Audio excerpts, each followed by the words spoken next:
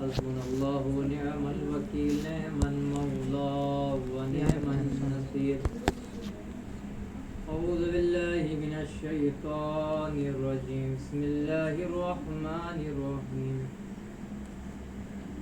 الحمد لله الذي هدانا لهذا وما كنا لنهتدي لولا أن هدانا الله لقد جاءت رسل ربنا بالحق ثم الصلاة والسلام على الرسول الأمي المكي المدني البطحي القرشي الهاشم مولانا ومولى الثقلين جد الحسن والحسين بالقاسم محمد اللهم صل على محمد وآل محمد وعلى أهل بيته الطيبين الطاهرين المعصومين المظلومين المنتخبين المنتجبين المطهرين ولعنة الله على أعدائهم وقتلتهم وغاصب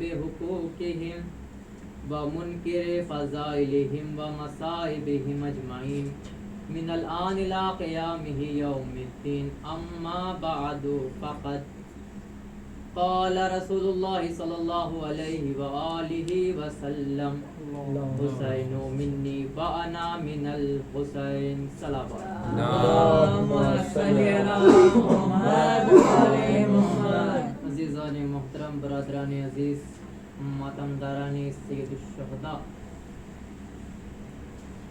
20 سفر یعنی چہلو میں امام حسین و اصحاب الحسین، جیسے کہ سب مولا کے چاہنے والے جانتے ہیں کہ 10 محرم جسے ہم عاشورہ سے یاد کرتے ہیں، اسی دن 72 رسول کے چاہنے والے، حسین کے چاہنے والے، رسول کی آل، علی کی آل شہید ہوئی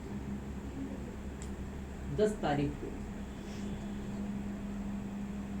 اب کچھ مورخین یہ کہتے ہیں کہ 10 تاریخ یعنی فجر کی اذان جیسے کہ جناب اکبر نے دی، پھر ایک آیا، انہوں نے امام سے اجازت مانگی اور میدان کربلا میں جنگ کرنے کے لیے چلے گئے۔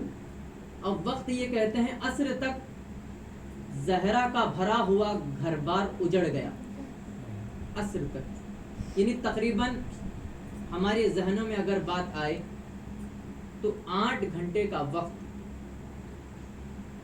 اور حسین کے 71 اصحاب شہید۔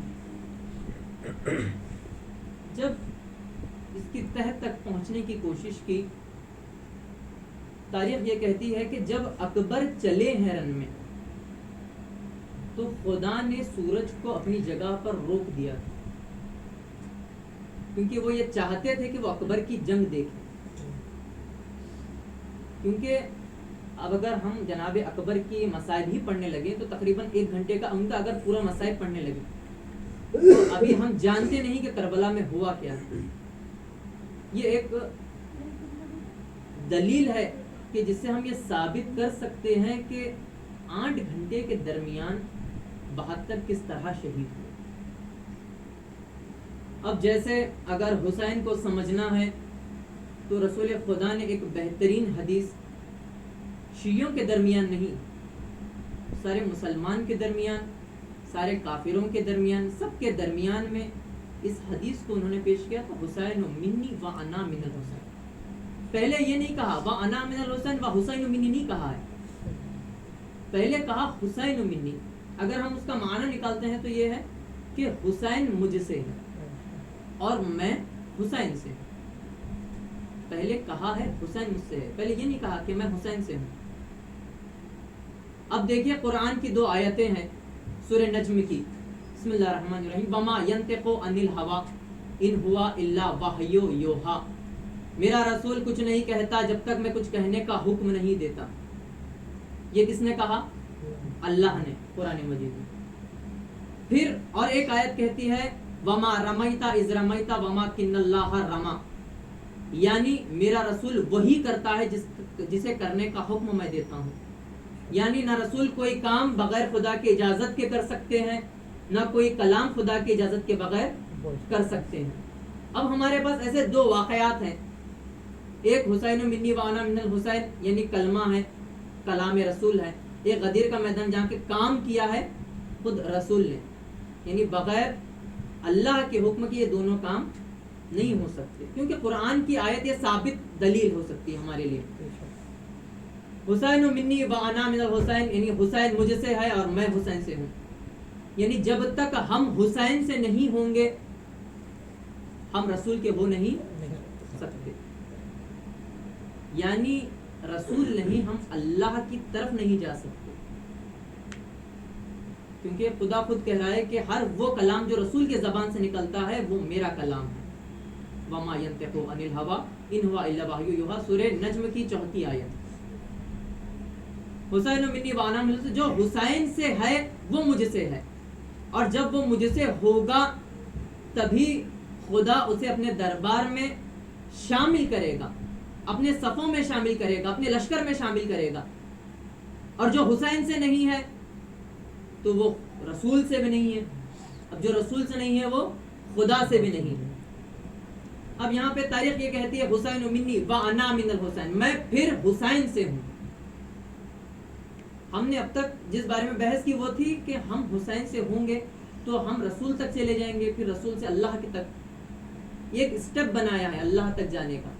کیونکہ اس سے پہلے دیگر مجالسات میں نے بتایا تھا کہ اللہ نے کہا میں چھپا ہوا خزانہ ہوں، میں نے چاہا میں پہچانا جاؤں تو میں نے محمد اور علی کو خلق کیا.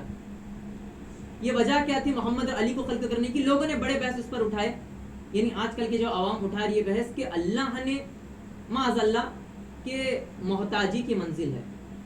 ٹھیک ہے، کہ اللہ نے خود کو پہچانوانے کے لیے محمد اور علی کا سہارا لیا. اللہ کہتا ہے سہارا نہیں لیا، میں نے وسیلہ بنایا، میں نے محمد اور علی کو تم تک پہنچانے کے لیے خود کو ایک وسیلہ بنایا ہے.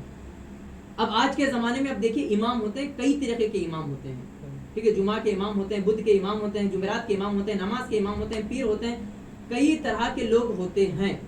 مگر اور یہ لوگ کہتے ہیں کہ آپ ان کا وسیلہ لے لیجئے. ٹھیک ہے، ولی بھی ہوتے ہیں. اب جیسے کہ گلبرگہ میں خواجہ بندے صاحب، ٹھیک ہے، ان کا وسیلہ لے لیجئے. لوگ تیار ہیں ان کا وسیلہ لینے کے لیے، علی کے وسیلے کے لیے تیار. درگاہ میں جاتے ہیں نا، شیعہ بھی جاتے ہیں، غیر شیعہ بھی جاتے ہیں، ہر ایک مسلمان درگاہ کی چوکھٹ پر جا کر سر رکھتا ہے، مگر ہمیں منع کرتے ہیں کہ ہم زری کو چومیں. یہ کیوں ہے درمیان میں فرق؟ یہ ابھی ثابت ہو جائے گا انشاءاللہ. خدا کہتا ہے میں چھپا ہوا خزانہ تھا، میں نے چاہا میں پہچانا جو میں نے محمد اور علی کو خلق کیا، میں نے ایک وسیلہ بنا دیا. اب جب میں اللہ، اب لوگ کہتے ہیں کچھ ایسے بھی عوام فرقے اڑ گئے ہیں جو کہتے ہیں تمہیں محمد کی بھی ضرورت نہیں ہے، یا محمد کیوں کہا کرتے ہو، یا علی کیوں کہا کرتے ہو، اپنی دعا میں ان کا نام کیوں لیا کرتے ہو، تم کہو براہ راست اللہ تک جاؤ، تمہیں کچھ چاہیے تم سیدھا اللہ سے ڈائریکٹ کہو، ڈائریکٹ اللہ سے کہو. تمہیں اگر کچھ بھی چاہیے، روٹی چاہیے، رزق چاہیے، اولاد چاہیے، علم چاہیے، اگر کچھ بھی تمہیں چاہیے تو تم کہاں پر جاؤ؟ خود خدا کے در پر جاؤ، براہ راست اللہ پر جاؤ، براہ راست اللہ تک جاؤ. اللہ کہتا ہے میں اللہ بغیر معصوم وسیلے کے مجھے خود کو پہچانوانا ہے نا. اگر تم محمد کے علم کو دیکھو گے میرے علم کو پہچانو گے، محمد کے تقوی کو دیکھو گے میرے متقی پن تمہیں نظر آئے گا، محمد کی عبادت کو دیکھو گے میری معبودیت تمہیں نظر آئے گی. تم محمد کو دیکھو گے تم مجھے پہچان لو گے. تو جب میں اللہ بغیر معصوم وسیلے کے تم مجبور بندوں تک نہیں آ سکتا تو تم مجبور بندہ، تم محتاج بندہ بغیر معصومین کے وسیلے کے مجھ خدا تک کیسے آ سکتا ہے؟ صلوات پڑھیں تم محتاج بندہ بغیر معصوم وسیلے کے مجھ تک کیسے آ سکتا ہے؟ اسی لیے پھر جو حدیث میں نے رکھی تھی کہ حسین منی وانا من الحسین، صرف ہمیں حسین تک جانا ہے تو ہم ڈائریکٹ حسین کے پاس بھی جا نہیں سکتے، کیونکہ حسین کے پاس جانا عقیدہ ہے. وَأَنَا مِنَ الْحُسَيْن، اور میں حسین سے ہوں، یہ عمل ہے. حدیث 2 چیزوں کی بتاتی ہے، حسین منی یعنی میں حسین مجھ سے ہے، یہ عمل ہے آپ کا کہ اب تم حسین سے ہوں گے، کیونکہ حسین کس سے ہے؟ رسول سے. وَأَنَا مِنَ الْحُسَيْن، اب یہ عمل ہو گیا کہ میں بھی حسین سے ہوں. یعنی اب اگر میں اپنے پشت پر حسین کو بٹھاؤں تو بھی عبادت, علی کا ذکر کروں تو بھی عبادت, میں سجدے میں چلا جاؤں, میرے پشت پر حسین آ کر بیٹھ جائے تو میں سجدے کو طویل کر سکتا ہوں, کیونکہ وہ بھی عبادت ہے, کیونکہ صرف حسین مجھ سے نہیں ہے, کیونکہ اس کی عطرتیں مجھ سے نہیں ہیں, میری طہارتیں بھی اس کے ساتھ ہیں. آپ بتائیے, جب چادر تطہیر ہم نے حدیث کسا مجلس سے شروعات میں ہم لوگوں نے پڑھا, جب تک پورے پنجتن جمع نہیں ہوئے آیت نازل نہیں ہوئی. طاہرکم تطہیرہ جو آیت اتری ہے, وجہ یہی ہے کہ جب تک کل پنجتن کو ہم اپنائیں گے نہیں, مانیں گے نہیں, ہم خود بھی طاہرکم تطہیرہ کے منزل پر نہیں جا سکتے. کیونکہ خود اہل بیت کہتے ہیں کہ یہ ساری چیزیں الگ ہیں, آپ کا عمل, تقوی, پرہیزگاری, علم, یہ سب چیزیں الگ ہیں, محبت اہل بیت الگ چیز ہے. جب آپ محبت اہل بیت کریں گے, یہ خود بخود آپ کے ساتھ چلتی چلی جائیں گی, عمل بھی کرنے لگیں گے, تقوی و پرہیزگاری بھی ہوگی, نمازیں بھی ادا ہوں گی, روزے بھی, مگر پہلے عقیدہ. جب تک عقیدہ ہمارا فیل ہے, ہم تب تک کوئی عمل کر نہیں سکتے. اب بہت سارے شک تھے. ایک شخص آیا, اگر پوچھتا ہے کہ آپ لوگوں کے یہاں حدیث ہے, من کنتو مولا ہو فہذا علی مولا. ابھی تک تھا حسین منی و انا من حسین, حسین مجھ سے ہے, میں حسین سے ہوں. اب یہاں پر خود رسول یہ کہتے ہیں, من کنتو مولا ہو فہذا علی مولا. اب میں جس کا مولا ہوں, علی ان سب کے مولا ہوں. میں جس کا حاکم ہوں, علی ان سب کے حاکم ہوں. شخص آیا, بیٹھا ہوا تھا, اس بات پر بحث کر رہا تھا. جب پوچھا, کہا آپ کیا کہتے ہیں, کس نے کہا ہے؟ کہا رسول اللہ نے کہا ہے. عقیدہ ہے, مانتے ہیں؟ کہا نہیں مانتا. شخص نے کہا نہیں مانتا. کہا ٹھیک. میں نے پوچھا کیوں نہیں مانتے, کوئی وجہ ہوگی, جب تک کوئی دلیل نہیں ہو تب تک وہ مانے گا نہیں نا. نے کہا ہم اس زمانے میں تھے نہیں, اس زمانے میں ہم تھے نہیں, تو ہم جانیں گے کیسے کہ رسول اللہ نے واقعی میں یہ کہا ہوگا. میں نے کہا آدم کو دیکھا ہو, کیا دیکھے ہو آدم کو؟ نے کہا نہیں دیکھے. کہا بھروسہ ہے کہ انہی کی نسل سے ہو؟ کہا بالکل ہے. کہا کیوں ہے؟ کہا رسول اللہ نے کہا ہے. دو باتیں ہو گئی یہاں پہ. من کن تو مولا بھی رسول نے کہا ہے, آدم کی وجود کے بارے میں بھی رسول نے کہا ہے. کہا نہیں جانتے. ایمان ہے, کہاں ہے, کیوں؟ کہا رسول اللہ نے کہا. کہا ٹھیک. پھر کہا نوح کو دیکھا ہے؟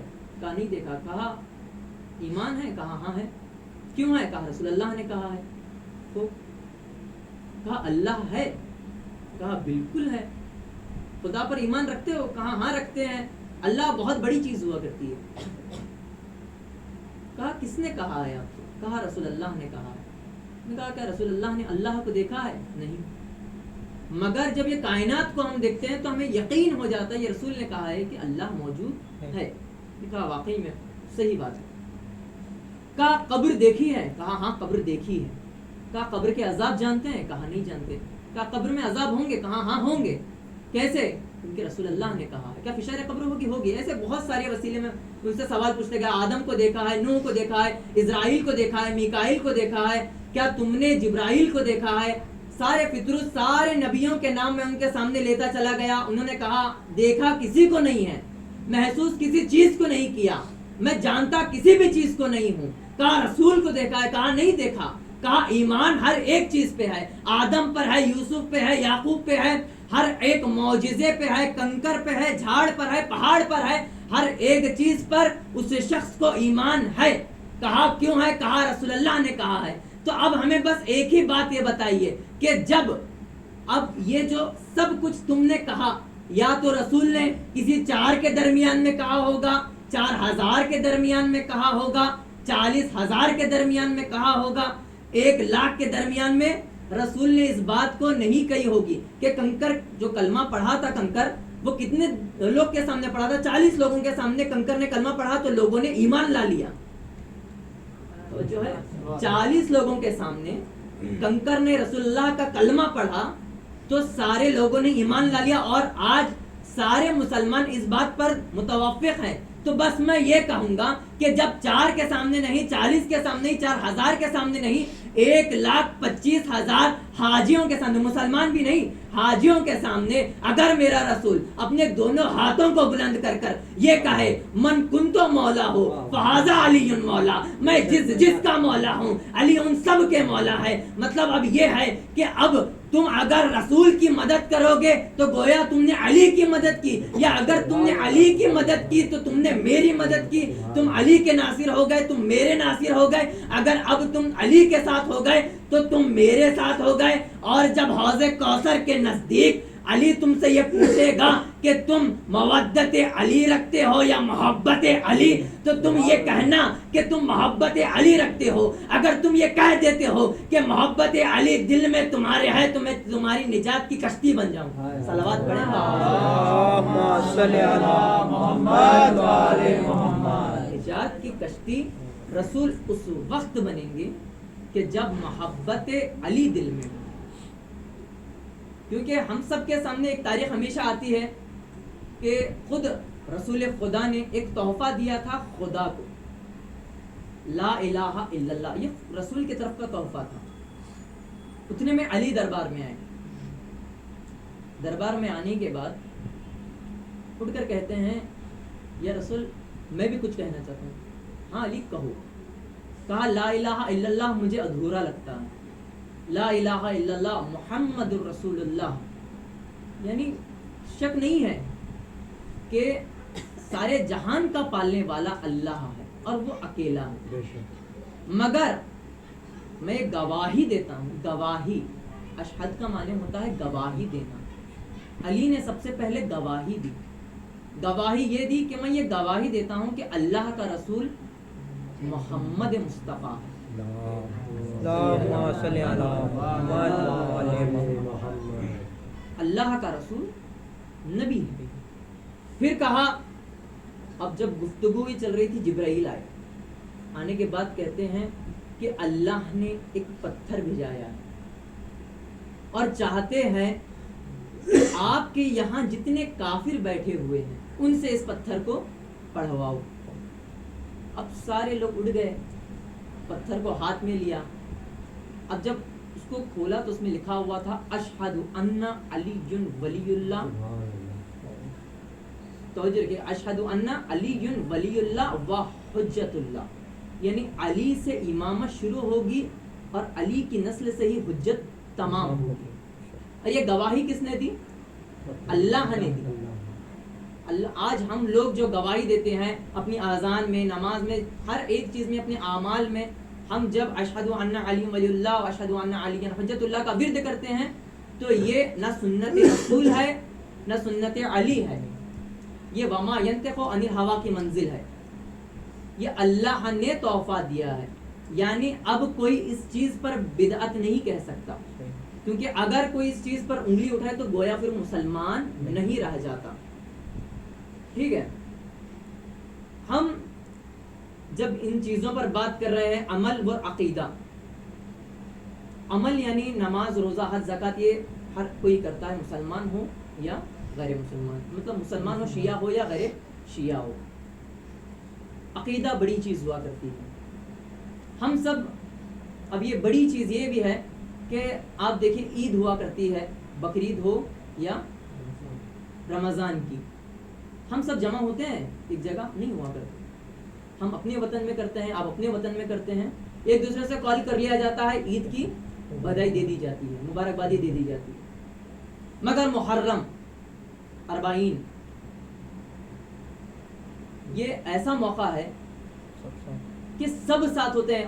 اگر کوئی پوچھے ہم سے کہ آپ سب کیوں ساتھ ہوتے ہیں تو جواب ایک ہی ہوگا, گریہ کرنے کے لیے. ہم سب جمع ہوتے ہیں فقط گریہ کرنے کے لیے. کیوں جانتے ہیں کہ دوسرے کیوں جمع نہیں ہو پاتے اور ہم کیوں جمع ہو جاتے ہیں؟ کیونکہ ہمیں معرفت امام ہے.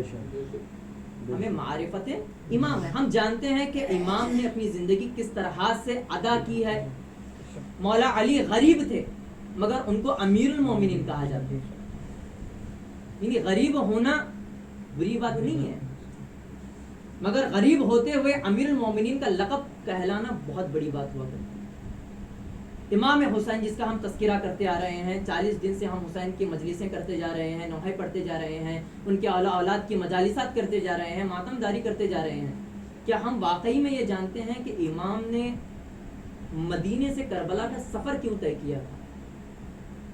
آج کل بڑے عالم مولانا ممبر پہ بیٹھتے ہیں، حقوق ادا کرنے کی کوشش کرتے ہیں، مگر مقصد امام سے چوک جاتے ہیں۔ ہمیں واقعی میں یہ چاہیے کہ ہم جب ممبر پہ آ کر بیٹھیں تو ہم مقصد امام حسین کو زیادہ طور تک پہنچائیں۔ عوام کہتی ہے کہ جب ہم بیان کرنے لگتے ہیں، یعنی اگر خندق، خیبر، مولا کی جنگیں اگر یہ چیزیں نہ ہوں تو عوام سو جاتی ہے، مگر اس عوام کو یہ جاننا چاہیے کہ سونا ضروری نہیں ہے، خندق خیبر ضروری نہیں ہے، جنگیں سب جانتا ہے، چھوٹا بچہ بھی جانتا ہے کہ خیبر کو امام علی نے کیسے اکھاڑا تھا۔ ہمیں چاہیے امام کا وہ مقصد ہم جانیں۔ 27 رجب معراج ہو گئی، 28 رجب کو امام کا قافلہ مدینے سے چلا مکہ کی طرف۔ اب جب یہ قافلہ چلا ہے تو بڑے روب سے چلا ہے، اور وہاں پر مدینے میں ایک جاگیر ہے، جاگیر حضرت عباس کا ہوتا ہے، اور سارے اونٹوں کو اس جاگیر کے اس پار کھڑا کر دیا جاتا ہے، کہ کہا جاتا ہے کہ اونٹ یا کوئی سوار اس راستے پر نہ چلے، کیونکہ وہ مولا عباس کی جگہ جو کہ مولا علی نے انہیں دلائی تھی۔ اب جب یہ قافلہ چلا ہے بڑی شان و شوقت سے، مدینے سے مکہ پہنچا۔ مکہ اس لیے گئے تھے، امام چاہتے تھے کہ آخری مرتبہ حج کر سکیں، امام چاہتے تھے کہ کربلا جانے سے پہلے وہ حج کر لیں، مگر امام کو یہ نہیں معلوم تھا کہ کربلا کہتے کس جگہ کو۔ اصل میں اس کا نام ماریہ تھا، اور اس سے 100 سال پہلے کے لوگ اسے نینوا کہا کرتے تھے۔ امام جانتے تھے صرف کربلا، مگر ماریہ اور نینوا امام جانتے نہیں تھے۔ مکہ میں پہنچے امام، ایک قاصد آیا یزید کی طرف سے، آ کر کہتا ہے کہ حسین میں یزید نے اپنے دربار میں طلب کیا۔ یزید مکہ آ گیا تھا، امام نے کہا یزید کیا چاہتا ہے، میں اکیلا آؤں یا اپنے انصار کے ساتھ آؤں؟ یزید نے کہا کہ میں چاہتا ہوں حسین آپ اکیلے آئیں، کچھ دیر یزید بات کرنا چاہتا ہے۔ امام نے کافی دیر تک سوچا، سوچنے کے بعد جو ہے مولا عباس کے پاس بیٹھ کر کہتے ہیں کہ عباس، یزید نے مجھے بلایا ہے، میں جانتا ہوں کیوں بلایا ہے، میں کیا کروں؟ مولا نے کہا کہ مولا آپ جائیے۔ مولا عباس نے کہا آپ جائیے، ہم سب ساتھ چلتے ہیں۔ ظہر قین تھے، جناب اکبر تھے، مولا عباس تھے، اور آوان و انصار تھے، غیب قلبی تھے۔ جب چلے، امام نے کہا کہ رکو، میں یہاں سے اندر دربار میں اکیلا چلا جاؤں گا۔ کہا مولا اگر انہوں نے کسی طرح سے حملہ کر دیا آپ کے اوپر تو ہمیں کیسے معلوم ہوگا؟ کہا میں جری کہہ کے پکاروں گا، کیونکہ عباس جانتے ہیں، غازی نام جانتے ہیں، جری نہیں جانتے، میں جری کہہ کے پکاروں گا، تم سب آ جانا۔ اب مولا آئے دربار میں، امام حسین سے یزید نے کہا کہ حسین میں جانتا ہوں تم علی کے بیٹے ہو، میں تم سے بدر و احد کا بدلہ نہیں لینا چاہتا، یہ جو کربلا میں اتنی ساری لاشیں بچھائی گئی ہیں، آل محمد کو قتل کیا گیا ہے، وہ فقط جنگ بدر اور احد کا بدلہ ہے، کہ علی نے ان سب کو قتل کیا تھا۔ وجہ کیا ہے قتل کرنے کی؟ حکم رسول پہ قتل کیا تھا۔ جب تم رسول کو مانتے ہو تو حکم رسول کو بھی مانا کرو نا، رسول کے حکم کے بغیر علی نے تلوار نہیں اٹھائی۔ جب رسول نے کہا کہ اب ذوالفقار نہیں نکلے گی، تو پھر علی کے گلے میں رسی باندھ کر پورے مدینے میں پھرایا گیا، مگر علی نے ذوالفقار کو نکالا نہیں۔ یہ علی کی غیرت ہے، یہ مصائب علی کے ہیں۔ حسین سے کہا یزید نے کہ دیکھو ہم تمہیں قتل نہیں کریں گے، بس یہ کرو کہ تم میرے ہاتھوں پر بیعت کر لو، حکومت تو ویسے بھی ہماری ہے، بس ہم چاہتے ہیں کہ تم ہمارے ہاتھوں پر بیعت کر لو۔ یہ بیعت ہمارے نوجوان بچوں کو اس لفظ کے بارے میں معلوم نہیں ہے۔ بیعت کا معنی ہوتا ہے اپنے آپ کو ان کے سپرد کر دینا، یعنی اگر آج وہ آپ سے یہ کہے کہ تم شراب پی لو تو تم پر واجب ہے کہ تم پھر اسے پینا پڑے گا. اور اس نے کہا کہ میں 40 واجب چیزوں کو حرام کر دوں گا اور 40 حرام چیزوں کو واجب کر دوں گا. جب یہ ساری چیزیں جب یزید نے کہا تو امام نے ایک ہی بات کی, میرے ماں باپ نے آدم کی بیعت نہیں کی, میں تیری بیعت کیسے کروں گا, میں تیری بیعت کیسے کروں گا. یزید نے پھر سے ایک بار کہا کہ حسین دیکھو آخری مرتبہ میں پوچھ رہا ہوں کہ تم بیعت کر لو, میں تم سب کی جان بخش دوں گا. کہا تم جانتے ہو جری کسے کہتے ہیں؟ امام نے کہا تم جانتے ہو جری کسے کہتے ہیں؟ کہا نہیں جانتا. ملنا چاہو گے؟ کہا ہاں ملنا چاہوں گا. جب مولا نے جری کہہ کے پکارا, روب اور دبدبے میں ابے کے دامن کو ہٹا کر سینہ تان کر جب عباس دربار میں پہنچے تو جانتے ہیں کپ کپی کسے کہتے ہیں؟ تھر تھرانے کو کہتے ہیں. جس جگہ وہ کھڑا ہوا تھا اپنے کرسی میں اپنے تخت پر گر گیا, تخت پر اپنے گر گیا, گر کر کہتا ہے کیا تم عباس ہو؟ کہا ہاں میں عباس ہوں. کہا میں چھوٹا تھا, تقریباً 10 سال کا تھا. کتنے سال کا تھا عباس؟ یزید کتنے سال کا؟ 10 سال کا تھا. شاید عباس تم بھی 10 سال کے رہے ہوں گے. میں صفین میں تھا, اپنے بابا معاویہ کے ساتھ آیا تھا.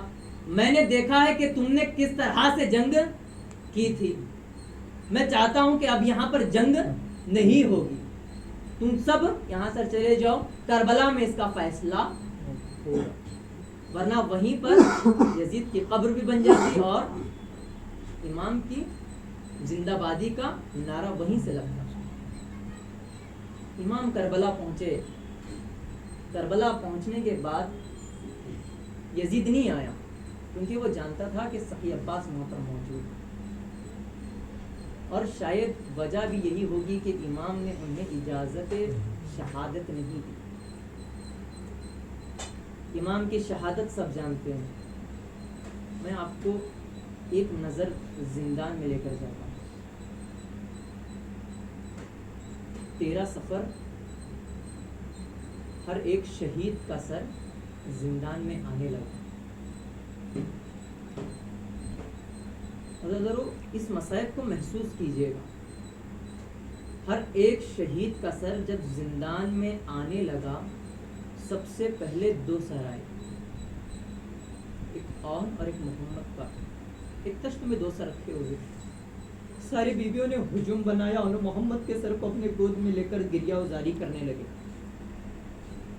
ایک دفعہ ایک بیوی اٹھ کر کہتی ہے, زینب تیرے ماجائے آئے ہیں, تیرے بچے آئے ہیں, کیا تو ان کا گریہ نہیں کرے گی؟ زینب نے تڑپ کر کہا کہ بی بی مجھ سے ان کا گریہ کرنے کے لیے مت کہے, میں نے ان دونوں کو اکبر کا صدقہ کہہ کے اتار دیا. بی بی ام کلثوم آگے بڑی, دونوں بچوں کا سر لیا, روتے ہوئے ان دونوں کو گریہ وزاری کرنے لگے. عزادارو, اب ایک دشت آیا. اب تک آپ نے سر دیکھے, اب ٹکڑے دیکھیے گا. ایک تشت آیا, قاسم کے سر کے ٹکڑے اس تشت میں بکھرے پڑے ہوئے تھے. ام فروا اٹھی, اس تشت کو اپنے ہاتھوں میں لیا, ہاتھوں میں لے کر کہتے ہیں, اے بیٹا قاسم, کا یہ تمہارا سر ہے؟ کیا یہ تمہارا سر ہے جو ٹکڑوں میں پڑا ہوا ہے؟ تڑپ کر کہتی ہے, اے قاسم کے بابا حسن, میں نے دیکھا تھا آپ نے جب زہر پیا تو آپ کے جگر کے ٹکڑے تھے, آپ کے جگر کے ٹکڑے ایک تشت میں گرے ہوئے تھے, مگر جب میں یہ تشت کو دیکھتی ہوں آپ کا لال ہے, یہاں صرف جگر کے ٹکڑے نہیں ہے, اکبر کے سر کے ٹکڑے ہیں, قاسم کے سر کے ٹکڑے ہیں, ہاتھ کے ٹکڑے ہیں, پیروں کے ٹکڑے ہیں. اے حسن, یہ آپ کا لال آج تشت میں ٹکڑوں میں پڑا ہوا ہے. بی بی نے اپنے گود میں لے کر قاسم کو پرسا دینے لگی. اب کچھ وقت گزرا, ہر ایک شہید کا سر آنے لگا. اب بی بی اٹھی, زینب اپنی جگہ سے اٹھی, اٹھ کر دروازے پر آئی. دروازے پر آنے کے بعد ام لیلا کو صدا دیتی ہے, عزادارو, اے میری ماں بہنوں, اگر اس غم کو ضبط کر سکتے ہو تو سن لینا. ایک چاند سا چہرہ خون میں لہو بھرا ہوا چہرہ نیزے کے ساتھ جب نیزے سے اس سر کو نکالا تشت میں رکھا زینب نے اپنی گود میں اٹھا کر کہتی ہے اے میرے کڑیل جوان اکبر ہم شبیہ ہے پیغمبر میرے اکبر میرے بچے 18 سال چکیاں پیس کے تیری زینب نے تجھے پالا ہے اے اکبر میں تجھے زندہ دیکھنا چاہتی تھی اے چاند سے چہرے والے اکبر میں کیا دیکھتی ہوں تیرا چہرہ خون میں کیوں بھرا ہے میں یہ بھروسہ نہیں کر پا رہی میرے اکبر کا سر میرے گود میں ہے بس ایک تہلکہ مچا ایک ہنگامہ مچا زندان میں سب لوگ اپنی جگہ سے ہٹنا شروع کر دیے ایک سر آیا بڑا جلال تھا بڑی غیرت تھی بڑا وفادار تھا عباس کی آنکھیں کھلی تھی عزاداروں یہ منظر سن لینا عباس کی آنکھیں کھلی تھی زینب آگے بڑھی عباس کے سر کو ہاتھوں میں لیا عباس نے آنکھوں کو بند کر لیا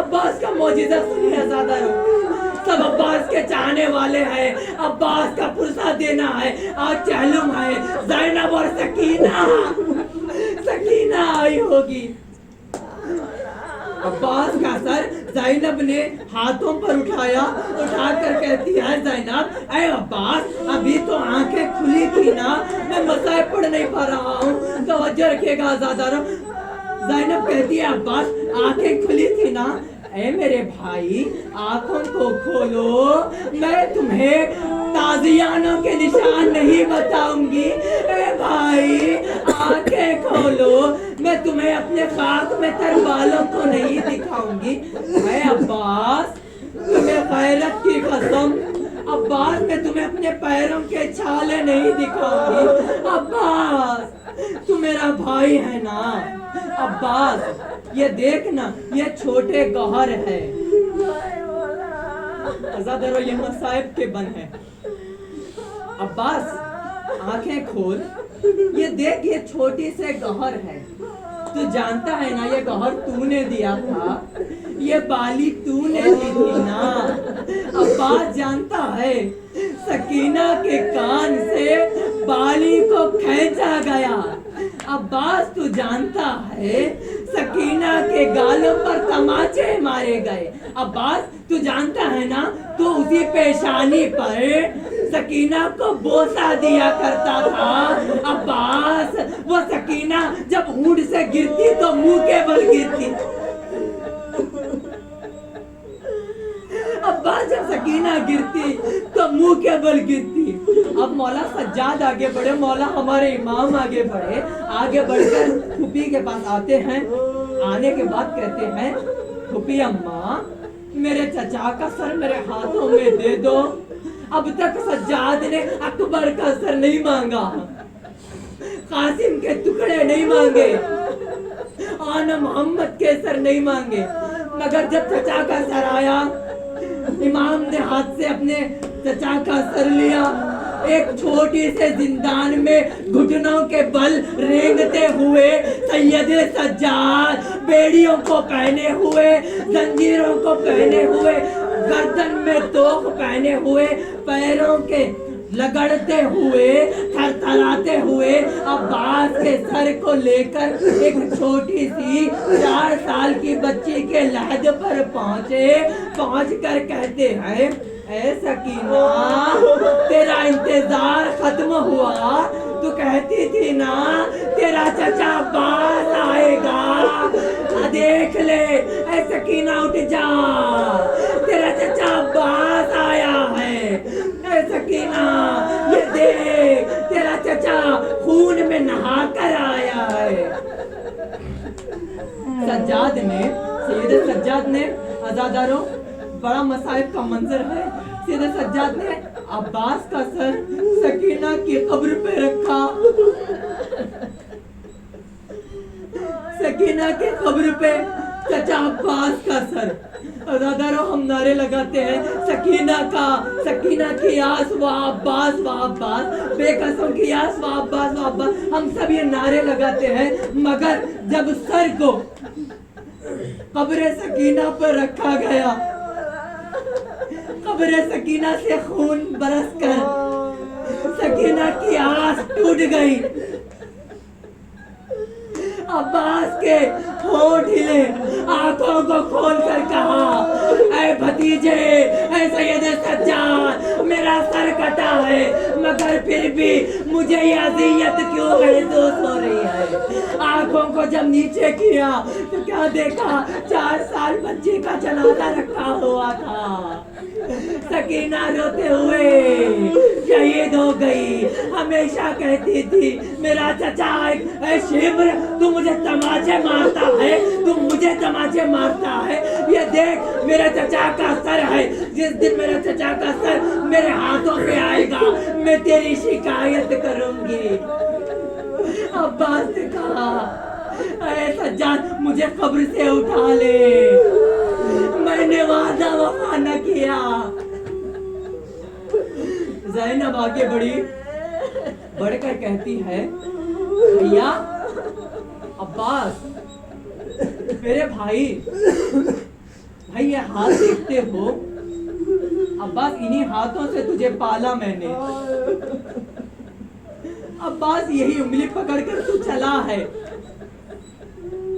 مگر عباس میں بازار میں برہنہ سر تیرے سر کو دیکھتی جاتی تھی، اپنے سر کو جھکاتی جاتی تھی، تیرے سر کو دیکھتی عباس مجھے بڑی غیرت آتی تھی، مگر جب یہ دیکھتی کہ شرابیوں کا مجمع مجھے دیکھتا تھا میری غیرت مر جاتی تھی۔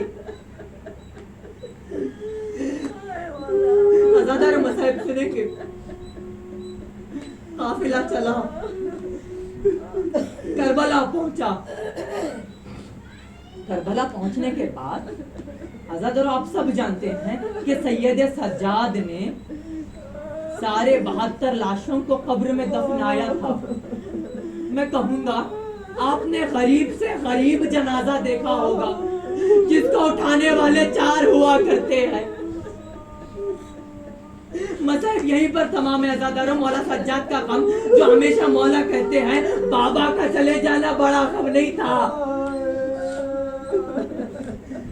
بابا کو چاہنے والے بہت تھے، مگر جب میرے بابا کا لاشا بے گور و کفن پڑا ہوا تھا 4 لوگ نہ تھے جو انہیں دفناتے۔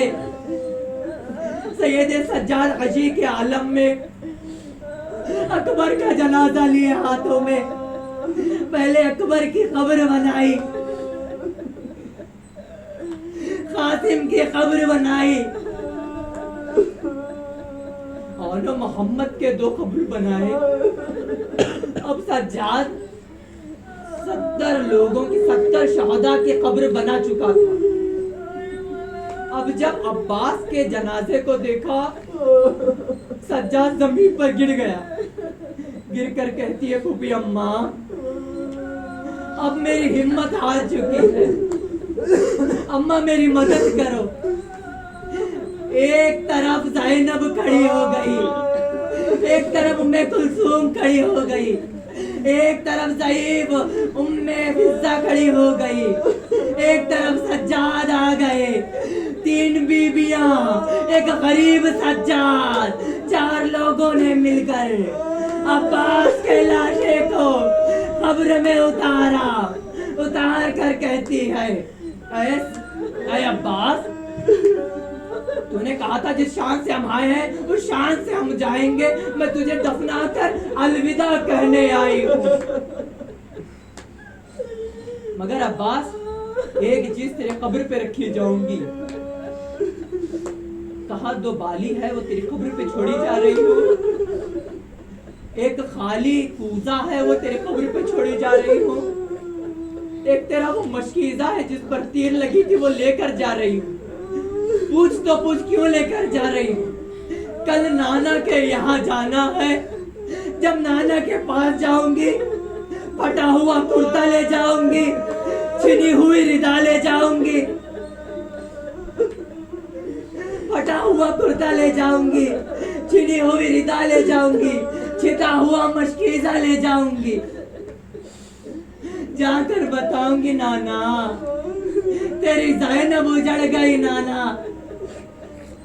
ازادارو قافلہ چلا, بس آخری منزل بتانے جا رہا ہوں. قافلہ چلا, ساری بیوی اونٹوں پر سوار ہو گئی. مدینے کے طرف جیسے قافلہ پہنچنے والا تھا, اونٹوں کی گھنٹیوں کی آواز آئی. جابر ابن عبداللہ انصاری جو کہ نابینا تھے, اونٹوں کے گھنٹیوں کی آواز سن کر زور سے صدا دیتے ہیں کہ جو کوئی بھی اونٹ پر آیا ہے میں ان سے کہوں گا کہ وہ اونٹ سے اتر جائے, یہ مولا عباس کی جاگیر ہے. مولا پسند نہیں کرتے تھے کہ یہاں کوئی اونٹ پر آئے. ام لیلا اتری, ام کلثوم اتری, ام رباب اتری, سب اترے مگر زینب زمین پر گری. گر کر کہتی ہے اے جابر پھر سے بول, تو نے اور ایک دفعہ کیا بولا ہے؟ وہ کہتی ہے بی بی یہ عباس کی جاگیر, یہ زمین عباس کی ہے, وہ نہیں چاہتا کہ جاگیر پر کوئی جانور چلے. زینب نے کہا, اپنے پیروں کو کھڑا کیا, ہمت سے کھڑی ہوئی, 4 قدم عباس کی جاگیر پر چل کر کہا عباس مجھے پیدل چلنا آ گیا. عباس تیری جاگیر پر برہنہ سر, اپنے بھائی کو کھو کر مجھے پیدل چلنا آ گیا.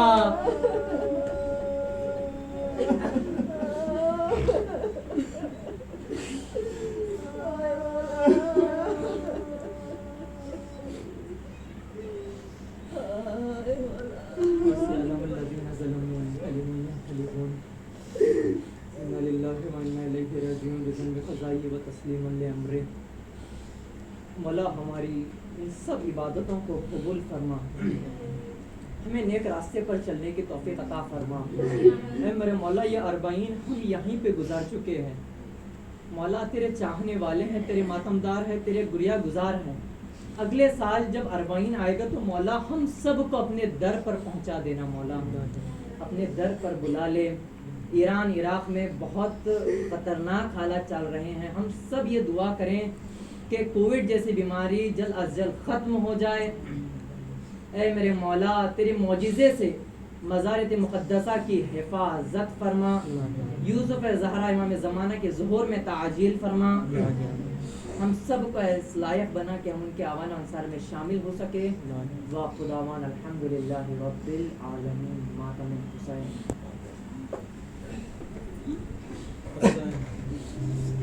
حسین